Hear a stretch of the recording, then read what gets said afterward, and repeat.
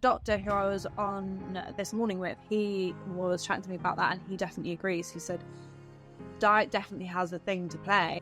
All you can think about, because it's painful, and it's, it just consumes you. It completely and utterly consumes you. And the mental health side of it is so... A really funny fact. So you did an interview with...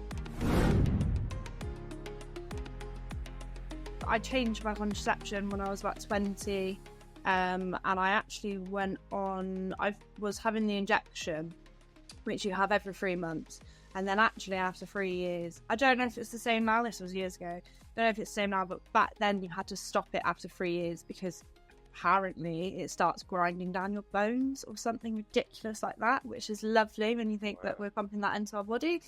But I think the bottom line was that it's dangerous after 3 years, so you have to stop it.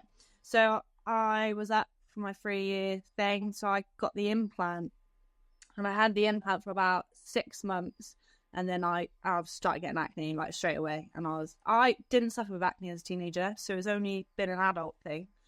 So I was like, oh my god, okay, this is the only thing that I've changed, so I feel like I should change this again. So I went back to my GP, and they took it out straight away. And they put me on a particular pill. Now I can't remember the exact name of it, but my GP at the time was like, this is really strong, you can't be on it for very long, but it will clear your acne, but it could cause blood clots and etc. etc. So they gave me that sort of 6-month course in one, so I didn't have to go back and get a repeat prescription. But I ended up moving after that 6 months, so I moved to Gloucestershire, which is a couple of hours away from me. And so once that course had finished, because my skin was clear, I didn't go back on it. I was just like, oh, well, my skin's clear now. And then very quickly after that, it was sort of like, maybe give it sort of 3 months, because we hit lockdown then. And then during lockdown, I had really, really bad skin as well. So I think, and then I on and off different contraception, but it definitely was the hormonal contraception that set it off in the beginning.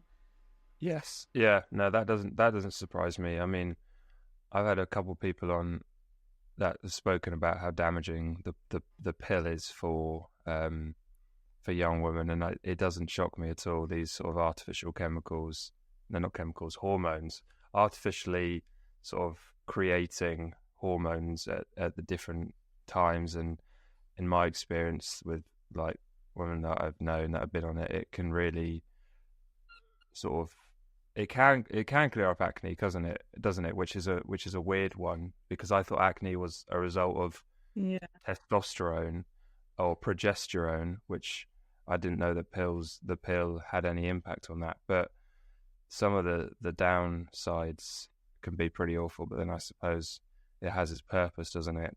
And so what things have you tried to sort out your acne? What? Wow. So obviously in the beginning it was changing my contraception, which it did work, but quickly after you come off that, it came back. We were in lockdown, and to try and see a doctor was like impossible. So you sort of send in photos, and they just prescribe you what they think is the right thing. And I probably went on all different types of antibiotics that they can prescribe for acne, and that didn't really help. I don't even think that got rid of it. I've tried the sort of like all the prescription gels and creams that you can have. Again, didn't really do anything. I changed my diet. I cut out sugar. I stopped drinking. I did everything you could possibly think of. And I did manage to get rid of it. I got rid of it sort of a couple of years back now. I was using a company called Dermatica, and that healed my skin, that cleared it up, and it was amazing. And then I stopped using it because it's 30 quid a month, and once your skin's clear, I was just like, oh wow, acne's gone. And then I had a pretty big sort of life event, and I think definitely stress triggers it. And I think I went through quite a stressful time in my life, and I moved back down here, and my acne come back. So that was like the third time that it sort of come back. And was like, oh, I know what to do. I'll go back on Dermatica. I'll start using the cream again. It just didn't work that time. I almost think my skin became like resistant to it because it's gotten used to sort of that. Gonna say that. What there is in that. Yeah, that's something. Yeah. So. Yeah, because that's something that I've said quite a few times growing up. So I'm, my facially, my skin is a lot better now. What was particularly bad when I was a bit younger was my body. I had horrific body acne, which was really, really awful actually, because it was it's so painful when you're in the shower and it's on your back and it's stuff, and not good. But I completely get the whole idea of, I think there's something in that your skin almost becomes resistant, because I used to say that I swear that my skin is resistant to this treatment or cream or whatever, and now it doesn't work. And obviously it's anecdotal, you can't really prove that, but that is really annoying.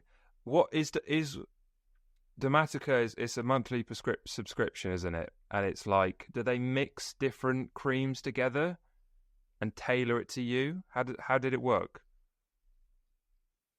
Yeah, so you essentially, it's like an online dermatologist, and you send in photos, and then they have a chat about what sort of how your acne is, and then they put together a cream mix full of different things that they think are going to help you. Mm-hmm. So I remember getting back in contact with them. So the second time I tried it, sort of like 5 months in, I was like, it's not doing anything this time. Like, and obviously because I'd seen results last time, I was like, what's going on? And the dermatologist who got back into contact with me was like, you're on the highest strength that we can give you. Like, there's nothing you can change about it. You're on the highest strength. And so then I was just like, well, I'm not using it then, because essentially it's got benzoyl peroxide in it as well. So it bleaches everything. So like, it's bleaching all my towels. It's, I've got to sleep with white bedding, and it just became a bit of a nuisance. And I was like, it's not working. My skin's painful. So what am I paying 30 quid a month for, really? But yeah, I 110% think my skin just became resistant. Yeah, I completely agree. I don't know how that's possible, and I suppose, well, actually, I know how, but I suppose because skin is primarily caused by bacteria, isn't it? And bacteria becomes resistant to certain. So when I first went on antibiotics when I was 16, I went on limacycline, which is kind of like the standard thing that they put you on. And then as I got older, I went on doxycycline, which is a stronger antibiotic.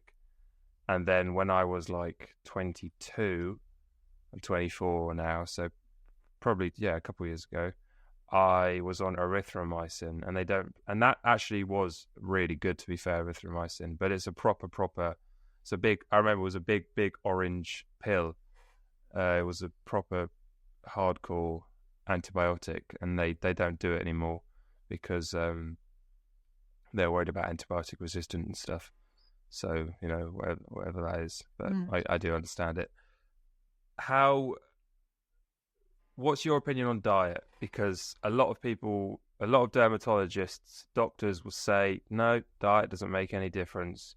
It's all, it's pseudoscience. It's not a real thing. What have you experienced with changing your diet? I don't think it's necessarily everything, but I think 100% it plays a part. I notice in myself when my diet slips, my skin gets more inflamed, it gets more painful. When I'm eating a lot of sugar, 100% it's more painful. So I definitely think it's got a part to play. And I think as a kid, I was quite sick and I went on a lot of antibiotics. And I think that destroys your gut microbiome. And I think that's got a massive part to do with everything in your body, right? So your skin is like one of the biggest organs in your body. So if your gut isn't healthy, how can anything else be healthy? Yes.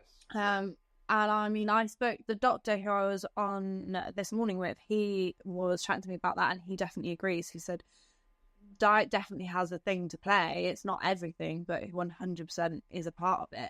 And destroying your gut microbiome with antibiotics, because they basically just strip like everything. Antibiotics just strip everything.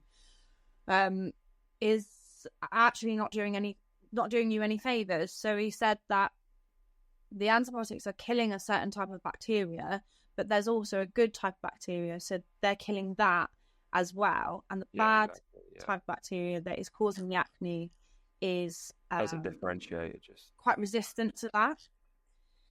So by pumping your body full of antibiotics, I don't think you're actually doing much good to your body, and I think you are definitely destroying your gut. And to rebuild that takes time. So yeah, I try and be mindful with my diet, definitely. Do you take probiotics? Yes. Yeah. I do. I'm big on probiotics. I'm like, what about them? I agree. I think everyone should take probiotics. And I, like you, actually, I had an awful lot of ear, nose and throat infections growing up. Countless. So I had my tonsils taken out when I was 13, and I was on antibiotics back and forth every winter consecutively. And I read something not that long ago about how some people that develop cystic acne have taken an awful lot of antibiotics when they were growing up, and something to do with it. Damn it! I need to read it again. After this, I'll send it to you. I don't really want to quote it unless I've got it completely accurate, so I'll skirt around it a little bit. But it was something to do with the lower layers of the skin. I don't know, I can't remember, but it was absolutely fascinating, and I was absolutely amazed by it. What it did basically say is giving people, the doctors don't actually know why giving people probiotics works. Not probiotics, antibiotics works. Well, you'd think it's because it's killing the bacteria, but apparently it's not as simple as it just kills the bacteria. Obviously it is, but I remember that was one, but I do remember it said, no one knows why antibiotics help with acne, but they do. So that's what they do. That's what they prescribe teenagers and stuff.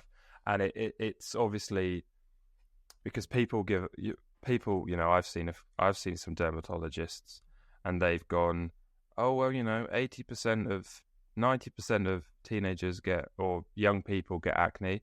And it's like, yeah, but that's like saying 90% of people, I don't know, run or something. There's 1% of people run marathons and the rest run nothing. Yeah. The point is you can't. That's a very, very, what's the word? That's a biased statistic. That it doesn't tell the true, doesn't show the truth very accurately. It's misleading. But I'll find it and I'll send it to you. It's really interesting. But yeah. So, what do you use? Any like creams or anything now? How do you take care of your skin now? Well, that's the question. It's one of those. I was at my wit's end before I started my TikTok account. I was just like hiding away, cancelling all my plans, and just being depressed, really. So I was like, right, I was chucking everything in my skin. I even tried Head and Shoulders shampoo, which just completely destroyed my skin barrier and actually made my spots really painful. So I think you get lots of recommendations from everyone, don't you? And they all come in and you kind of just like, right, I'll just try it. Why not? I'll try this. Like, you almost know better. See, because I've had acne before, I'm like, I know better than that. But it's almost like this information, you just do it. So I was using everything, and then I cut it all out because I was like, no, I know better than this. A lovely company called Needles and Creams got in contact and sent me some of their products. So I've got a really, really simple skincare routine, and I'm literally just using like a simple face wash, a simple serum, and like a soothing acne toner. But yeah, I'm not chucking anything in particular like prescription or over-the-counter stuff, like particularly for acne at it, because I just think for me it was just making it worse. So I just stripped it right back and just try and focus on healing my skin, I suppose. Yes, yeah, I agree. Yeah. And how's this your skin at the moment? How is it? Because I saw you uploaded a video, not I don't know when, maybe yesterday or whatever, and you said your face was itchy, and I thought that was a good sign because itchy tends to mean healing as opposed to pain, which means throbbing. That's what I thought when you said it was itchy. I thought, well, that's quite good actually. Maybe I'm wrong, but in my experience, it's an interesting one. I think I've always associated that with healing as well, that sort of like itchiness. But I don't know at this point. I don't know if it's because I wear a lot of makeup on my day-to-day basis when I work. So obviously my skin is struggling to breathe. And I think that's obviously causing some irritation. But I mean, I don't have makeup on today and my skin's like, not itchy, but I can just feel it. It's there. I wouldn't say... I don't know. A lot of people are like, oh, your skin looks amazing. It's getting so much better. Personally, it still hurts when I take off my makeup, when I wash my face in the morning or anything like that. It's still painful.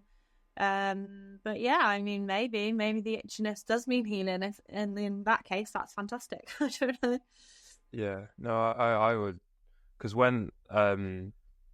because I used to get a lot of like PIE, which I think is post-inflammatory, basically the dark marks, the sort of reddish marks, and I would put azelaic acid, which is really, really strong, and it would... That's what I'm using, yeah, and azelaic acid would make my skin itch, and there was this kind of a point where I'd go,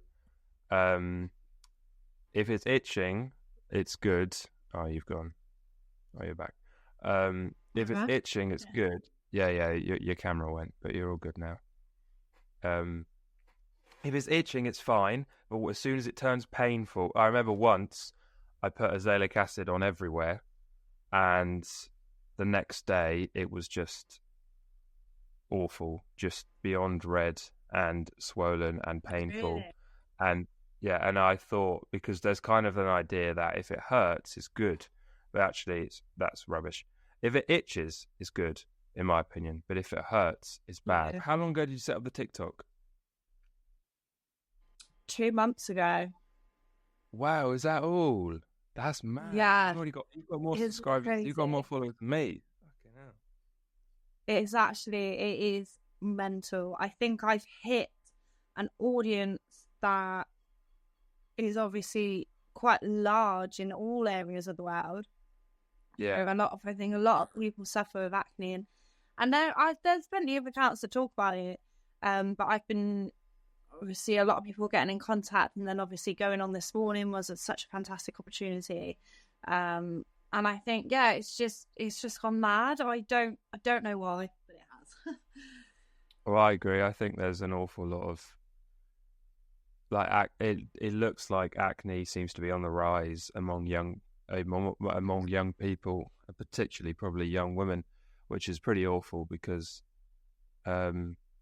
society and I suppose people, which obviously because society is made up of people, but maybe women themselves are more likely to judge their self-esteem, which I don't like the term self-esteem, but the way they feel about themselves on their appearance. And I think, I don't know what it is. I think a lot of it's to do with diet. I think there's makeup. I do think that's, I'm sure you've got an opinion on what makeup does to your skin. I've spoken to people about that, and do they do like acne friendly makeup? Is that a thing? They do non-comedogenic makeup, so they try and put less pore cloggers in makeup these days, and you've got countless apps that you can download that you scan a product and it will tell you what the horrible pore cloggers are in it and what's good in it and all the rest of the ingredients. I think makeup probably does have a part to play. I don't know. I struggle a little bit because I think there's this massive misconception of makeup causes acne. I don't think makeup causes it. I think makeup can make it worse. But I think Yeah. what causes it is something in your body. It's an imbalance in your body. I think I think makeup could probably cause like a spot here and there, of course, if you're not taking it off properly, if you're not, looking after your skin properly. But I don't think it's the root cause of acne. And I get a lot of comments like, oh, just don't wear makeup. I stopped wearing makeup and my acne went. And it's like, that's great for you, but I don't think that's the case for everybody. I actually think it's something internal that's going on. Absolutely, yeah. No, there's levels to this stuff, isn't there? And like you might be able to cut out chocolate and not wear as much makeup, and it will be okay. But when it's quite severe, it's a different kettle of fish. And you're completely right. Well, it's weird. We know that our skin is a mirroring or a reflection of our internal sort of health, but people don't treat acne like there's something going on internally. They treat it topically and superficially. And what really should be happening is I think hormonal acne is, especially around this is where women get hormonal acne, don't they? And this is where I had a lot of my spots, the bad ones. I was fortunate to I didn't get any on my my face and not on my cheeks, which I know can be pretty rough place to get. And I think they're the most painful, I'd say. Yes, are they? Okay, that's hard then. Do you change your pillows a lot? Random little question, but whenever I see someone with, I'm like, change your pillows and you'll get rid of that. I change pillows a lot. Yeah. Yes. Yeah. No. I'm not trying to patronize you. I'm sure you've obviously done everything. I'm just, I'm just sort of trying to give the small percentage of help that possibly could. Did your parents get acne? No, neither of them. Really? So I'm completely certain now that it was something to do with the birth control pill, and and maybe a combination of that and the fact that, and the thing we spoke about earlier with the frequent antibiotics that you took growing up. I reckon it must have something to do with that. But obviously, I'm not. I think it can be kind of irrelevant. Can't it? What caused it? Oh yeah, definitely. Yeah. No, my mum went on Accutane when she was like 20, and she was like one of the first people to go on it. So she was I think it came out in like 1989, and she was born in 1969, so she would have been 20 in 1989, and they had no idea what they were doing with the dosage. So she says she has a sort of story where she can remember literally scraping her, because tretinoin, not tretinoin, what's it called? I literally just said it. Roaccutane. What Roaccutane does is it pushes out all of we've all got these pores around us. Obviously, I'm not trying to explain it to you. I'm just saying it for anyone that doesn't know. We've all got these pores, and they all have their like little openings on our skin. And I think what Accutane does is it effectively gets rid of those. It's such a strong dose of vitamin A that it effectively eradicates those pores almost, so that you don't produce oil anymore. But she just said that she was scraping out her blackheads on her nose. But that's because they had no idea what to prescribe people, so they obviously gave her way too much. It's not like that anymore. I've got one of he's my boss actually. He went on Accutane when he was younger, and he was on such a high dosage that within 10 days his acne had cleared up and his kidneys were failing, so they took him off it immediately. Wow. And he was like, no, I need to stay on it, I don't want my acne to come back. But they were like, no, your liver, your kidneys are failing, because that's another thing, it's really dangerous. And actually, the doctor that I was on this morning with, he was saying that doctors can go to prison for it if they prescribe it, or if they give people too much or too little. I don't really know the ins and outs, but like, it's that intense that they can go to prison because it's a really intense drug. I watched you on this morning, and obviously, and the doctor used it. He said it's a miracle drug, and it is a miracle drug because people go on it and they basically never get acne again. It's a proper cure, which is pretty rare nowadays to have an out and out cure. Well, not nowadays, ever, to have an out-and-out cure. So I suppose one thing we could talk about, because I didn't really do an introduction. I don't know if you've watched any of my content that I've put on the TikTok. I have, actually, You have? Okay, cool. To be fair, really there's stuff that goes on. Actually. Okay. So you did an interview with Ollie Dobson. Yeah, I did. Yeah, Ollie Dobson, what a legend. Yeah, I went to school with him. No. You went to school with Ollie Dobson? Yeah. I was like, that's so cool. I was watching the video, like, no way I went to school with that kid. He was in my year, but he was in the same year. Oh yeah, that makes sense. There's another guy that I was going to get on the podcast, and he went to school with Ollie Dobson, and he's got really big on TikTok. I can't remember what he's called. Okay.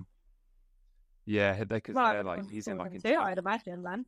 Yeah, you would. Yeah, exactly. Yeah. Oh, that's very cool. Oh, well, yeah. He's a good lad. I like Ollie. Something in the water down in Devon, isn't there, I think?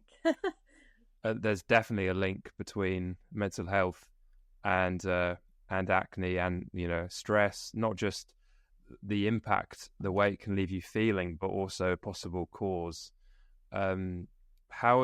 Because, I think you deserve an awful lot of credit, because it is, I remember cancelling things and not going places, and I've been there in the bathroom at 3 a.m, sort of, and, you are doing exceptionally well and being incredibly brave for putting yourself out there and not letting it hinder your life, and living how you want to live, even if there's moments where you really don't want to. You want to react to in a certain way, but I know how hard it is, how hard it can be.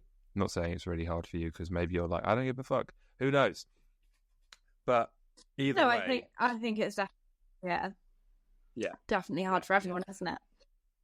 How did you react when it was it happening? Do you find that would you say you're a resilient person? Did it not really bother you? Did it always bother you? Did it build up to really bothering you, or how do you navigate it? Probably the biggest thing is the fact that I've had it. This is the third time that it's come back. So I think the first time I had it, like, really, really bothered me, destroyed my confidence. The second time I had it, again, it was lockdown, so probably, you can hide away a bit, can't you? But again, it just does. And this is the third time, and it got to the point where it's all you can think about, because it's painful, and it's it just consumes you. It completely nasty consumes you, and the mental health side of it is so damaging. And I think, like we said earlier, like, actually, obviously the side effects to Accutane, and then being slightly worried about the mental health side of it, is hugely to do with actually the fact that your mental health is in such a state already.